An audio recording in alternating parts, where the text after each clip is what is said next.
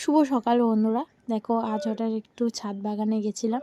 তো ছাদ বাগানে গেছিলাম এই কারণেই, আর তার আগে বলে দিই, আমি একটু আগের দিন আমি কিছুটা গোটা ধনে ভিজিয়ে রেখেছিলাম। কেন ভিজিয়ে রেখেছিলাম অবশ্যই তোমরা পুরো ভিডিওটা দেখলে বুঝতেই পারবে। তো তোমরা দেখছো আমি মাটিটা প্রথমে একটা পুরনো ঝুড়ি নিয়েছি, তারপর মাটিটাকে ভালোভাবে পরিষ্কার করে নিয়েছি, পাথর আলাদা মাটি আলাদা করে নিয়েছি। এইভাবে তোমরা একবার ট্রাই করো। এখন যা ধনেপাতার দাম, আমার মনে হয় ঘরে যদি একটুকুনি কষ্ট করা হয় তাতে কিছু টাকা অন্তত এ এ হবে, মানে কিছু টাকা তোমরা বাঁচাতে পারবে।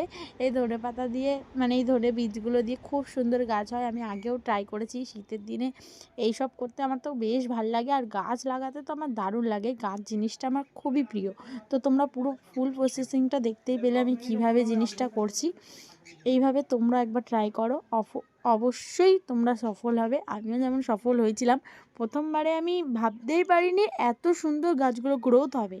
আর দারুণ, কিছু রান্নার বদলে তোমাদের বাজার যেতে হবে না, তোমরা ছাদে গিয়ে টুকুস করে কেটে নিতে পারবে ধনে পাতা, আর দারুণ হয়। তোমরা অবশ্যই ট্রাই করো, আর কেমন লাগলো অবশ্যই জানিও ভিডিওটা। টাটা।